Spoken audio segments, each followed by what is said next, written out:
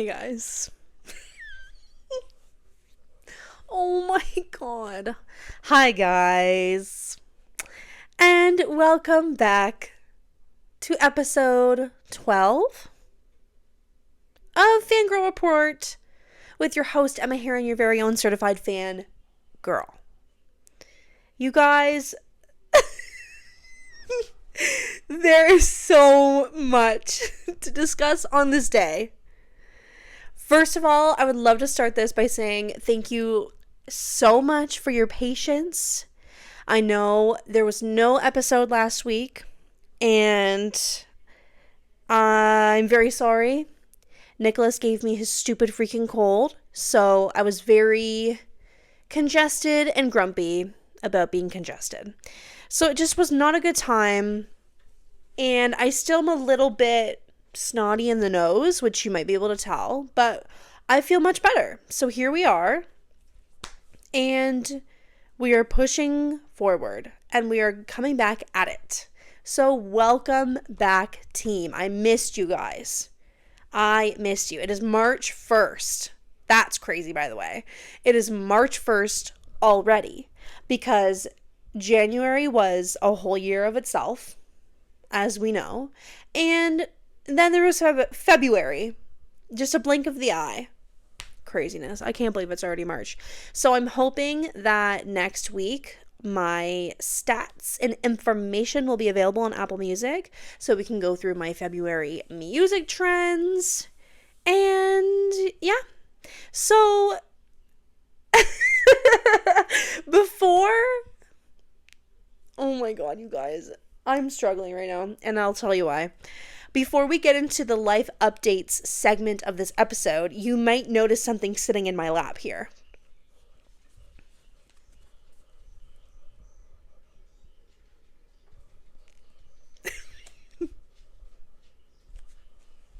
Was nobody going to tell me about this?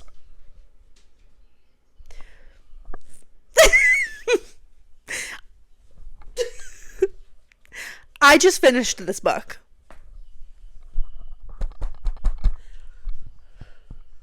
Yeah. And we're going to get into it. I just needed to, in case you were wondering what was in my lap, we're going to get to it. Oh my god. Hi. Okay. Oh, okay.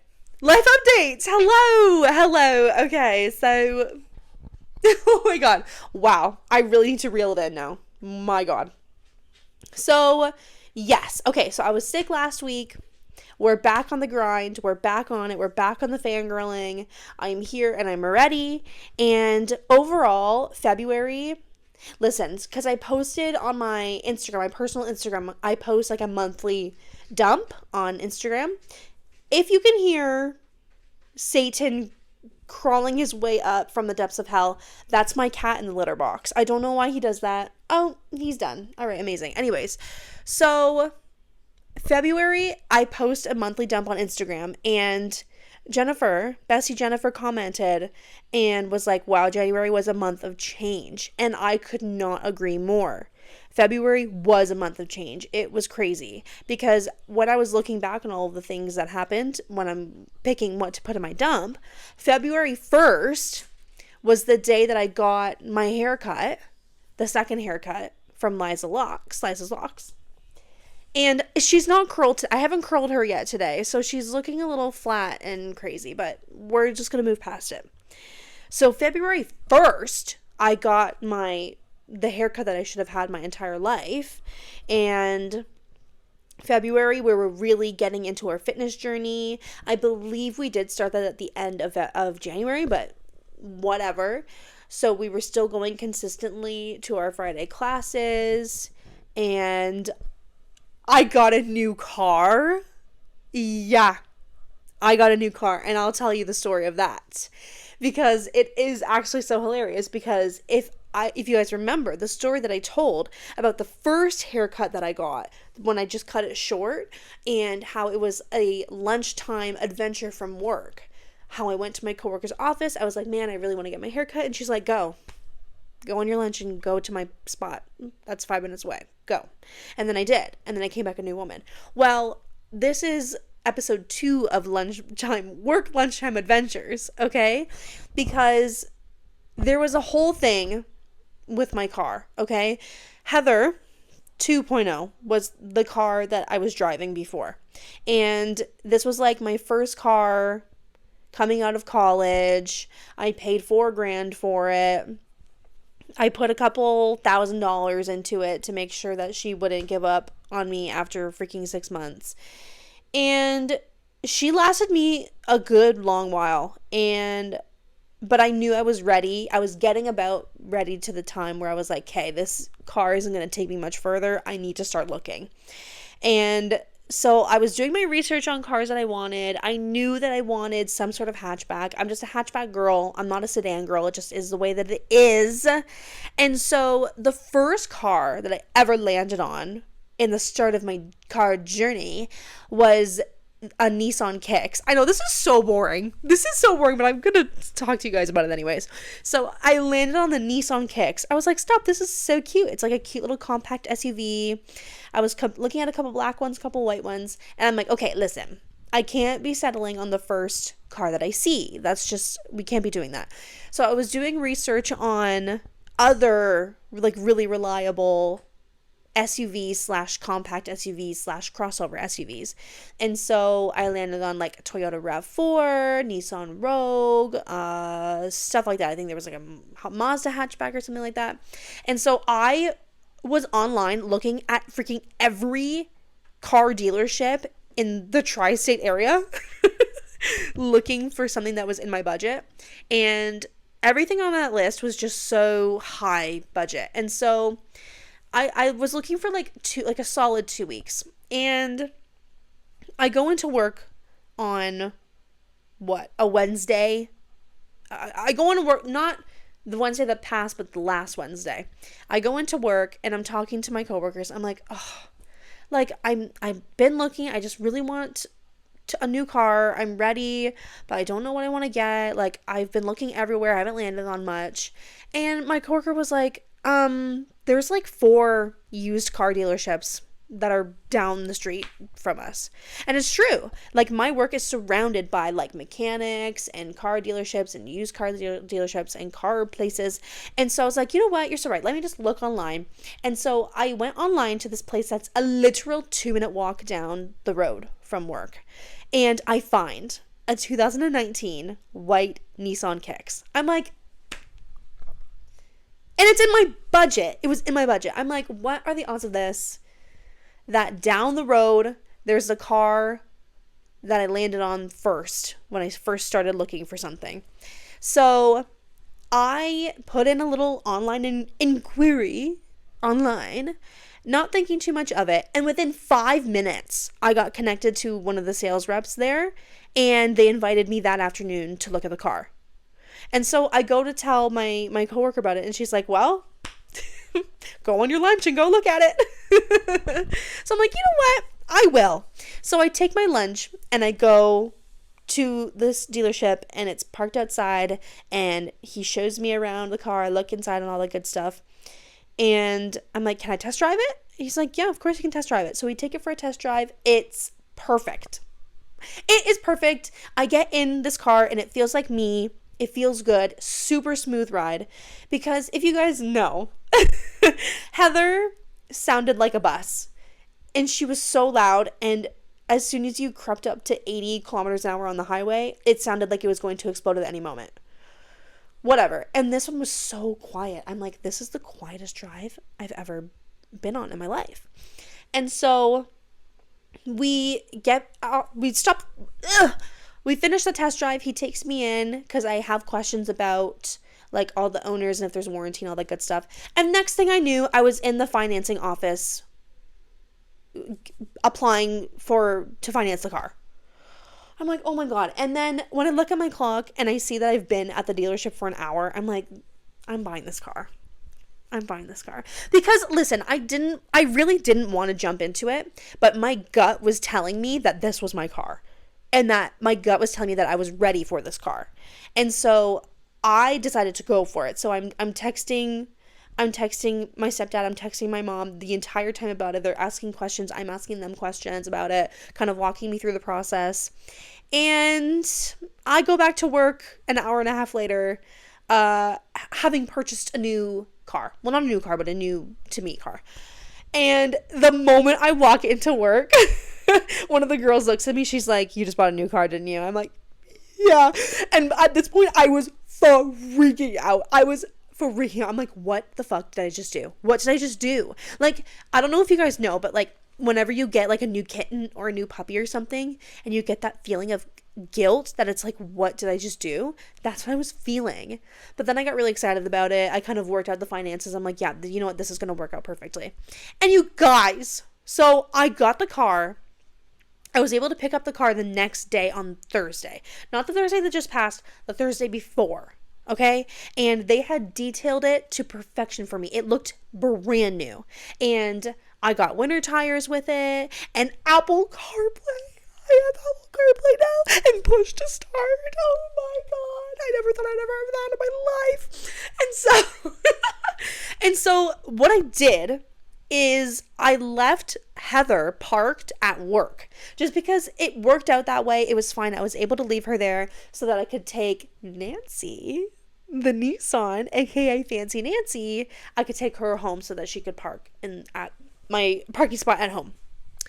And you guys, it gets crazier than this. And I know I'm spending freaking 13 minutes talking about this, but I don't care. So, okay. So it worked out that I park it at work, and I was literally going to call the scrapyard the next morning. There was a scrapyard around the corner from work or whatever. I was going to call them, tell them to come pick it up, get like $300 cash for it, and then move on with my life.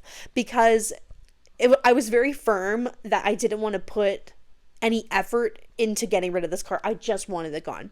And everybody at work convinced me to try to sell it to somebody. So I'm like they were on me about it. They're like, you can get like $2,000 for this car, blah, blah, blah, just try. And I'm like, oh my God, fine. I'm like, fine. So I take some pictures of it. I posted it on Facebook Marketplace on last Friday. And within 30 seconds, I had like 25 messages from people. I put it up for $2,000 just to see. And a person reached out saying, hey, I can come with $1,500 cash for it.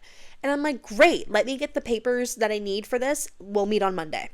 So I left Heather parked at work over the weekend, which I have never had a problem with her sitting. Like when I broke my leg, I left Heather for 2 months. Of course, I had Nick's mom come and start her up every couple of days, but she did not drive for 2 months, okay? And of course, every weekend when I'm home from work, and like there are weekends that I don't go out and do anything, and she just sits in the parking spot. I shit you guys not. My tummy's growling, sorry. I get to work on Monday, okay? And I was gonna go take the car to put a little bit of gas in it, just to make sure it was at least half a tank. I go out to turn on the car. And Heather died. Guys, she would not start. I'm putting the key in, and she goes, I'm like, you're kidding me. You're joking. And I'm not even kidding. I get, what are they called? The freaking wires that you put on the batteries where you can give somebody a boost. What are those called? Whatever, it doesn't matter. I find those, a coworker has them. I bring Nancy over. I try to boost her. Nothing. I'm like, oh my God. So I texted this person on Facebook Marketplace. I said, hey, the car just died in the parking lot. And they didn't come and get it, which, hey, I'm not blaming you. And I was just gobsmacked over the timing in which this occurred. And I'm convinced that Miss Heather knew that I was taken care of in a new vehicle. And she was like, fucking finally, I don't have to freaking lug my old ass around anymore. And bitch died. I said, oh my God. So that evening, I go to carsforkids.ca. I put all the information in, and the next day, a tow truck came and took her away so I could donate her. And I'm getting a fat tax credit for it next year too. I'm so excited. So anyways, I'm like, and I laugh at all the people who were trying to tell me to sell it. I'm like, look at what happened. It was not meant to be sold. Okay. So that is the story of how I got my new car. I have been driving her for maybe a week and a half now. I've been driving Nancy. I love it because ever since I got my license, ever since I was able to drive on my own, I have been driving really old cars. I started with a 2007 Hyundai Sonata that I got off Facebook Marketplace and went to shit after 9 months. And then I'm in college for a little while, and then I get Heather 2.0, a freaking 2012 Hyundai Accent, which when I got it, there was a lot wrong with it. I was able to put like $1,500 into her, fix her up and all that good stuff. And she lasted me like a good almost 3 years. And then she shit the bed because there was a lot else wrong with her. And now I have this gorgeous white SUV that has push to start, an Apple CarPlay, and a backup camera. Oh my God. I back up everywhere now. I never did that before. So yeah, so I was going to take you guys on like a cute little tour of the car, but I have not decorated her yet. So once she's all decorated and set, I'm going to take you guys through Nancy, aka Fancy Nancy, aka Nancy the Nissan, and I'll take you for a little tour of the car.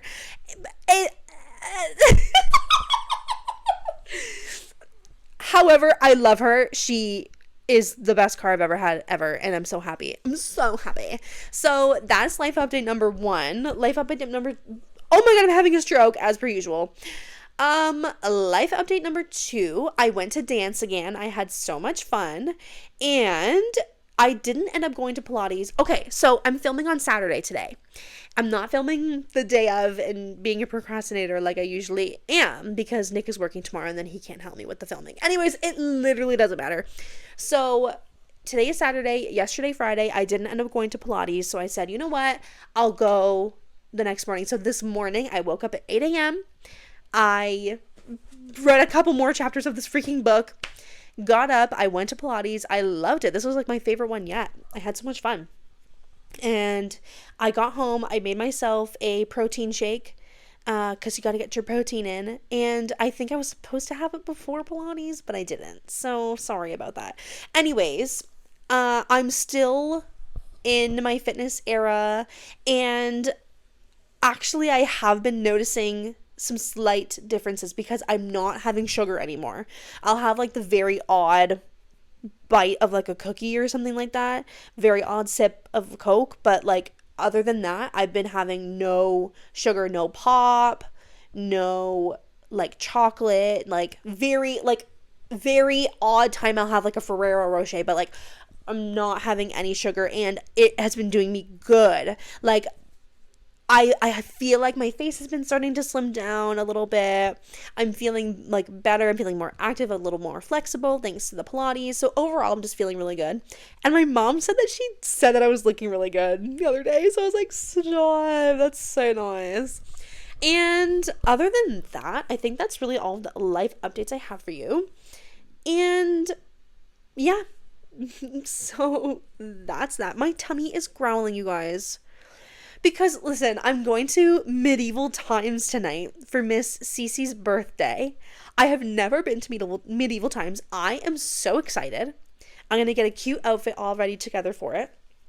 But from what I've heard about Medieval Times, it's like a big dinner. So I had my protein shake this morning, and I'm trying not to eat until tonight just to make up for it, because I am on a calorie deficit and I don't want to... Like, I'm just trying to stay consistent. I know it's the weekend, whatever, friend's birthday, whatever. I'll have a little snack before I go, don't worry.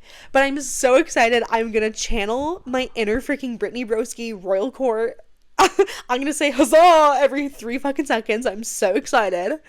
And it's going to be really slay. And I can't wait. And yeah. So I'm very excited.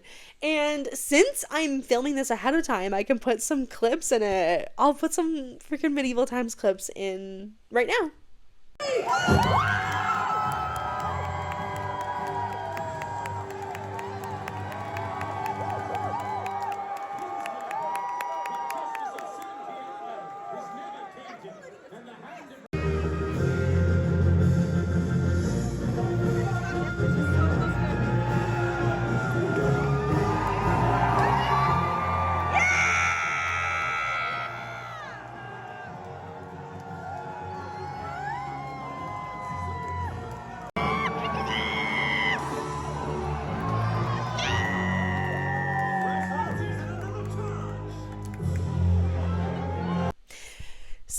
yeah, that is that. And now, oh my god. You guys, why did nobody tell me about this book? Why did nobody tell me about this book? Listen, okay, I know Brittany Broski talked about it. I know so many people on TikTok were talking about it. What? And here's the thing. I am not a reader. The last time I sat down and had a hard time putting a book down, like the last time I really enjoyed a book, was Miss Peregrine's Home for Peculiar Children. That is the last book that I was like, I could not take my nose out of it. And that was how many years ago now? That was like, I don't know, 24. Let's just look it up as per usual. And yeah, I was obsessed with that series. I don't want the stupid movie. I don't want to know when the stupid movie came out. I don't care, because the movie did not do the book justice whatsoever. Oh my god. Okay, the book. When did the book come out? Oh my god. Freaking lordy. Book. I just put Bach by accident. Me and Bach. It was published in 2011? No. Because I didn't get into it until maybe 2014, 15. Like, I think I was in high school. Wow. Anyways, that series is really good. And the movie butchered it. Because there was this character in it, and her name was Emma. Okay? And her power, her peculiarity, was that she could make fire with her hands. Okay? And they switched it in the movie so that she switched, I think her name was Olive. So they gave Olive in the movie the fire powers, and then they made Emma able to fly. Are you serious? That is unacceptable. Anyways, it literally doesn't matter. So that was the last time I really enjoyed a good book. And since then, like, I've read the Hunger Games trilogy, I've read the Divergent trilogy, I've read Maze Runner trilogy. But since then, it's been like probably 10 years since I've actually sat down with a book. And so everybody was talking about this. And I know the hype around this was probably the beginning of 2024. Or maybe even before that. And I don't know what it was, because my coworker started reading it. Finished reading it, actually. She finished reading the whole freaking series. And there was just something about it that was kind of speaking to me. So I'm like, you know what? I'm just going to order it on Amazon and we're going to give it a try. No, because you know what? I was in Indigo and I saw it and I was like, maybe I should buy it. But Indigo is expensive as shit. So I just got it on Amazon instead. And this book was received to me on Monday. Like the Monday that just passed. And I just finished it today. I feel like that's like not a long time, but it's also a long time. But I literally finished this book probably an hour and a half before I started filming. Because I said I need to finish this book before I start recording so I can talk about it. Oh my god, you guys. This is the best book I've ever read. And this... oh my god. I'm getting too excited. Oh my god, this book is amazing. And it's my first, like, adult read. So it was a little spicy. I said, okay. And listen, I'm going to try to discuss this novel without giving any spoilers in case there is anybody who hasn't read it yet. I know it's been out for freaking forever, so I don't know. But okay, listen, a spoiler will probably slip out. If you have not read Fourth Wing yet and you plan to, I would just hop off the pod right now because I fear that I will be spending the next 20 minutes discussing this book. So if you are still planning on reading this, it was so nice to see you today. I will talk to you guys next week and finish it. If you are leaving right now, finish this book before next Sunday, okay? So we can talk about it. Thank you so much. I could not put this freaking book down. Every time I was in the office, this book was all I could think about. It is so good. There is a clip from when Brittany Broski was talking about this. She was like, oh, oh, oh, oh, oh, oh. It was literally me reading this book. The characters are so good. The writing is good. And oh my God. And I've been watching all the TikToks of like people that are using AI to like visually show the chapters of the book. And I'm like, yes. I'm like, yes. And they're dragons. Okay, so if you haven't read this, the best way that I can describe this to you is Divergent, but with dragons. That's the best way I can describe it to you. So let me just give you a little bit of an introduction. And if you have read this, and just let me speak, okay? Just let me speak, okay? There are 4, what are they called? What are they called? This is so absurd. I literally just finished this. Quadrants. That's what they're called. There's 4 quadrants, quite very similar to Divergent. And the writer's quadrant is like whatever the one that freaking I can't remember anything. Triss. What? Dauntless. Oh my God. You guys, this book is making me go insane. So the writer's quadrant, I would argue, is very similar to the Dauntless spot in Divergent, okay? They wear black and they're freaking crazy and they die and they're wild and they ride dragons. And so the book is in the perspective of Violet Sorrel, who is the main character. And by the way, I love her. I love her because, you know, if I'm ever watching a movie or a show or anything, like, I can't get behind like a damsel in distress kind of vibe. And like, where it's like, oh, I need a man to come save me. Come save me. Like, Violet Sorrel is the youngest daughter, and she's like actually genuinely frail. Like, she has brittle bones and she's very small and she's very weak, but she does not let that define her, and she does not let that stop her, and she's a strong and independent woman. Like, there was a moment in this book where she broke a bone or something like that, and she had to go to one of the menders, and she was like, this is the only time, if something ever happens again, do not call Nolan, because I will heal it myself next time. I'm like, yes girl, you better get it, girl, okay? And so basically,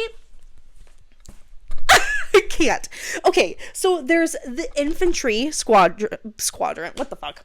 There's the infantry quadrant where it's basically like the normal army kind of vibes. Like, it's just normal army. There's the healers quadrant, which, I mean, self-explanatory. They freaking heal people. There's the scribe quadrant, which is like, they're like historians and they read books and they like note down, like, they're the reason why history is written down, basically. And that is the quadrant that Violet was originally going to go into. Like, that's what she studied to be. But her mom and her sister and her brother were all writers, and she's the general of whatever. I don't really remember the politics behind it. But basically, her mom was like, no, you're going into the writer's quadrant because that is what my daughter will be, a writer. My daughter will be a writer. So she was forced into it, and the writer's quadrant is very dangerous. Like, people be dying left, right, and center. And Violet's older sister, who is a very successful writer, like, she's got a legacy behind her, she storms into her mom's freaking office and says, don't you dare do this, Violet is gonna die out there. And basically Violet the whole time was kind of like, you know what, like, whatever. She's like, whatever, I'm born to be a scribe, but I'm gonna go do this, I'm still gonna go do it. I'm like, yes, girl. And so basically, since the general is Violet's mom has been responsible for a lot of deaths in the history of this world at Bisgayeth College. And so basically, because of that, Violet is a massive target in the writer's quadrant, and she's got a lot of people that are after her. And literally in the first chapter, you guys, I said I was going to try not to talk about spoilers, whatever. If you haven't read this, you need to go. I'm so sorry. Literally in the first chapter of the freaking book, The first thing that they have to do to enter the Waters Quadrant is they have to cross a parapet. And it's basically like an 18-inch wide, super long stone bridge, basically. But it's very windy, and it's like a freaking 200-foot drop into a ravine. So if you fall, you die. And they have to like cross over it like a freaking balance beam or whatever. Okay? So as Violet is about to cross the parapet, she meets Rhiannon, who's a badass girl with braids and stuff. Oh, obsessed. And she meets Dylan, who was a super sweet boy. He was wearing, I believe he was wearing a necklace with a ring on it because he has a girlfriend back at home who they both agreed that they wanted to wait to get engaged until he was back from after graduation. And I'm like, stop, that is so freaking cute. And at the end of the first chapter of the book, Dylan falls off and dies. I said, oh, this is a great start. I am going to love this book. What the fuck? And I thought I was going to like Dylan too. I thought we were just meeting the first trio of the freaking book. But no. I was like, this is the first chapter? What the hell am I in for? Which I was not ready for what I was in for. And so basically, Violet has lots of people after her, including, oh my god, including Xaden Riorson. So there was like an enemies to lovers trope in this book, which, come on, you cannot go wrong with a good enemies to lovers. Very slow burn, very nice. He's a very dark. Oh my god. Violet describes his eyes as onyx with specks of gold in them. Are you fucking kidding me? And he's got dark hair, dark eyes, very like angular features, and he's fucking jacked. And basically, when eventually they bond with a dragon, they put, what's it called? They put like their mark on you or whatever. I don't remember what it's freaking called. I don't know. Anyways, whatever. It's like, whatever. They put like, the dragon puts a mark on you, and Xaden had like one that was like all up at his neck and stuff. And he's so muscular, and he's so hot, and he's so tall. And he calls her Violence. Oh my god! He calls her Violence. And it's crazy. And, oh my god, there was another. Oh my god. And so basically, Violet's older sister told her that once you cross the parapet, go find Dane. And Dane is Violet's childhood best friend that went into the Writers Quadrant. So he's a second year now. And basically, once you're in the quadrant, you don't leave until you graduate or whatever. And then you're sent off to the lines to fight. And so she's like, go find Dane once you cross the parapet. And she does. And listen, you guys, at first I was a Violet X Dane supporter. I was like, yes. I'm like, OTP. I was like, OTP, Dane and Violet. Yes. Love their energy. And I was so obsessed with it because Dane was so sweet. Like, he was so sweet, but he was a little uptight because, like, he was kind of being an ass to her because he was trying to convince her to escape the Writers Quadrant. He was going to sneak her over to the Scribe Quadrant because they were like, they'll still take you as a student. They'll still take you. Go. You're so fragile and weak. And Violet was like, no, I want to prove myself here. I'm like, yes, girl, you tell him. And so I really was for them for a long time. And I just can't even.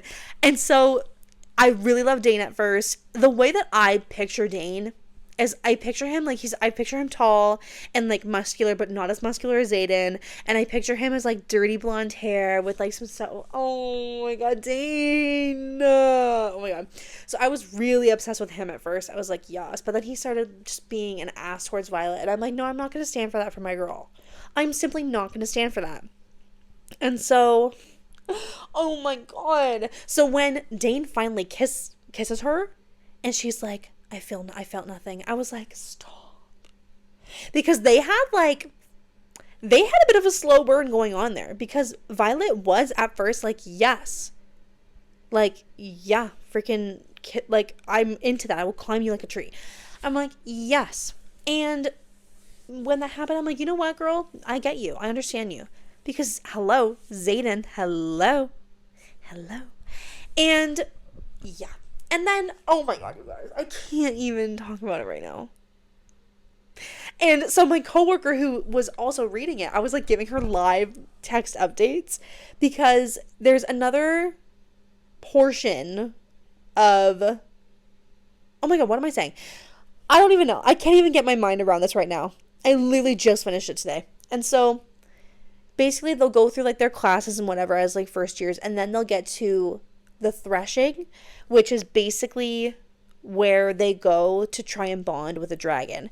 And so every year there's only a certain amount of dragons that are willing to bond. And so at this year there was less dragons that were willing to bond than first years, right? So it was basically kind of like a fight to the death kind of vibe going on to try to bond with a dragon. And so they were doing this little walkthrough before the threshing where basically it was a chance for the dragons to see kind of what kind of first years there were, to see if there was anybody that they wanted to bond with. And at the end, there was like this little golden dragon that everybody was shitting on. They were like, oh my God, that dragon is so weak. Oh my God, Violet, that dragon is perfect for you because you're both small and weak. I'm like, okay, that's going to be her dragon, is what I'm hearing.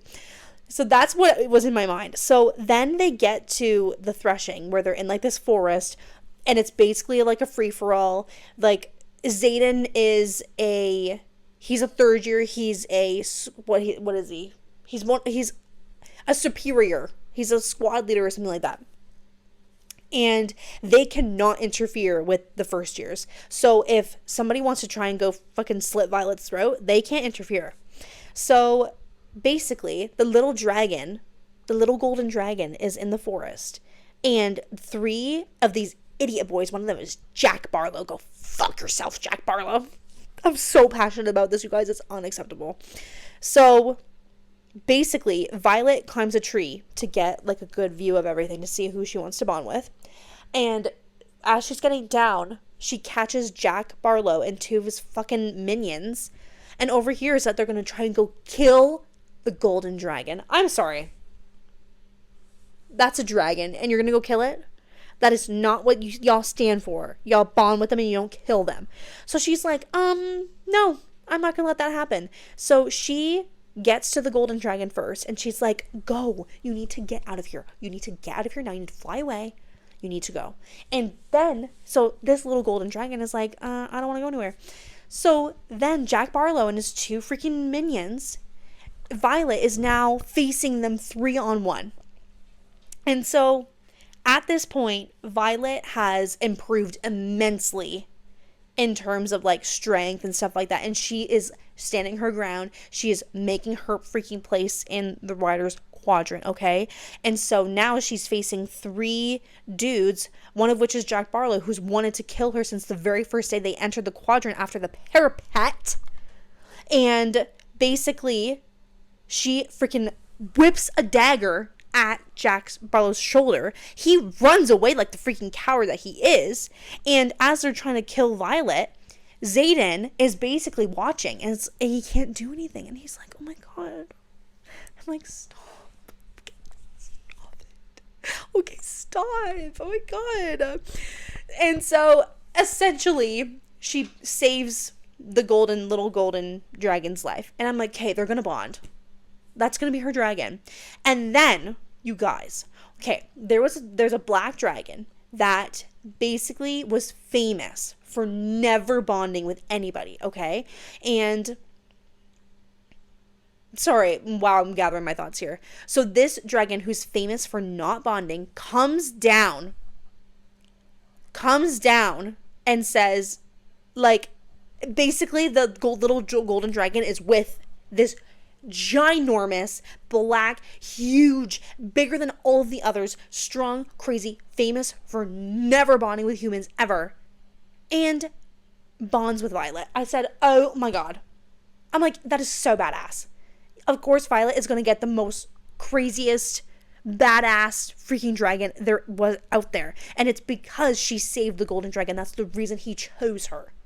Oh my god, that's crazy. So basically, now she goes to report to her mom, the General Sorrengail, who basically ever since forced Violet into the writer's quadrant, did not pay her any, didn't freaking bat an eye at her.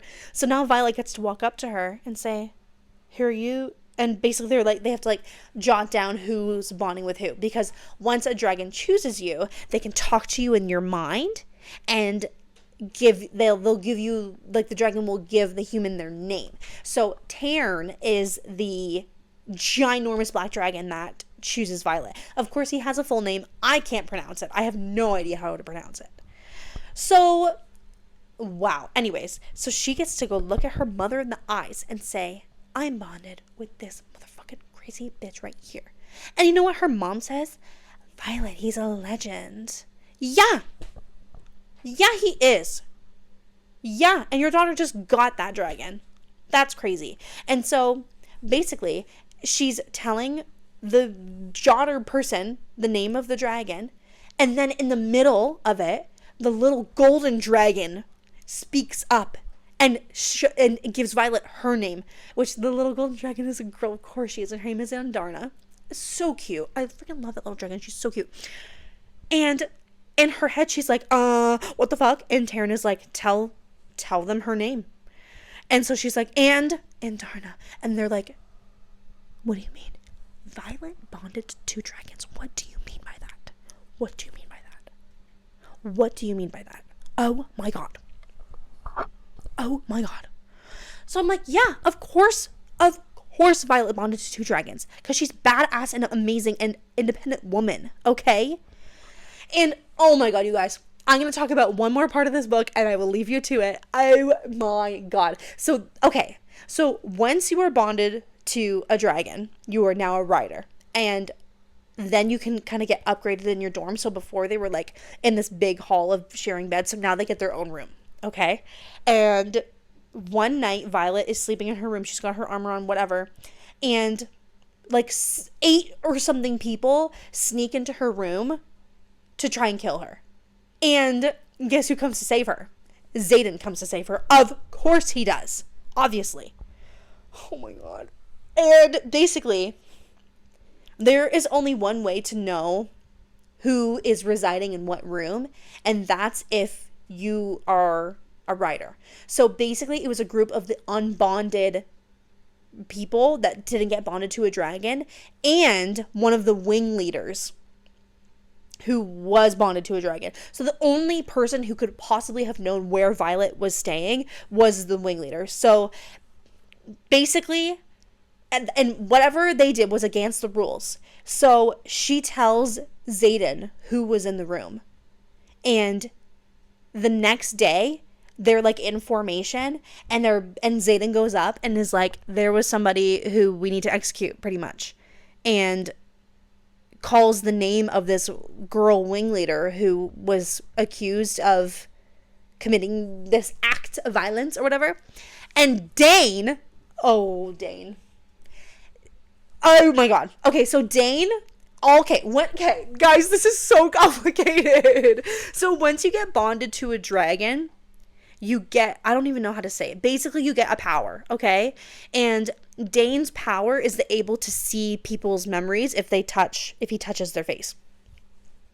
So once this girl is accused of this, once Xaden is like, "Hey, she's guilty," Dane turns around and goes, "No, Violet, that can't be true. Tell them that you're lying. Tell them that it's not the truth. Let me see." And like tries to like force him on her to see her memory. And she's like, what the fuck? You are my lifelong friend and you don't believe me right now? Meanwhile, Xaden and Violet are basically enemies because of previous things, okay? And without a second of hesitation, without a single second of hesitation, when Violet tells him who it was, he is immediately with the professors and calling the girl out in the middle of formation, basically saying, we're gonna kill you because of what you did. Without any hesitation, he's like, yeah. And here's Dane, lifelong friend, trying to force her to see her fucking memories because he doesn't believe her. Dane, what the hell? Dane, what the hell? I don't like you. I'll meet you in my bed later, but I don't like you. Anyways, it was crazy. And basically, like, this whole dynamic, and it's kind of a love triangle, but it's not. Like, you know what I mean?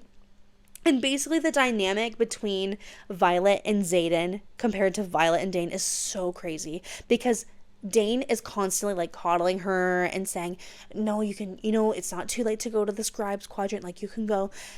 Meanwhile, Xaden is all about like pushing her, and like he knows that she can be a writer. He knows that she can be strong, and freaking lifts her up. I'm like, yes. Oh my god. So that's my very long spiel about Fourth Wing and how it's the best book I've ever read in my entire life. I have yet to purchase a second book. I am on it, I promise you. And yeah, that's that. I'm obsessed with it. So, and it's so funny because I feel like this book kind of gives like medieval kind of vibes a little bit. So now that I'm going to medieval times tonight, I'm going to be like channeling my inner Violet Sorrengail. Oh my god. Anyways, wow. And I can't get enough of this book. And the cliffhanger at the end of the book, I won't even say it because it's huge. The last page, I just about died.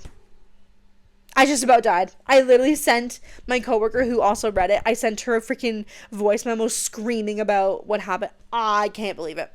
Anyways, yeah. I'm a Xaden stan. I'm a Dane stan too, but I'm pissed at him. If you read it, you'll understand. Oh, he's just kind of a jackass. Anyways. Oh my god, I don't know what I'm going to do when this series is over. I don't know what I'm going to do with myself. I will be going to ACOTAR after this. I'm nervous that it's not going to be as good, but I've heard very good things, so yeah. Anyways, okay, I need to stop while I'm ahead. Thank you guys so much for going through that with me, and you can look forward to more Fourth Wing episodes as I go through the other two books. And Rebecca Yaros, thank you for providing me with this. I'm sorry that I didn't get to it sooner. And yeah. Wow. So anyways, guys, thank you so much. I will fangirl with you guys next week. Have a wonderful weekend. I hope you had a great weekend. And yeah, I love ya. Bye-bye.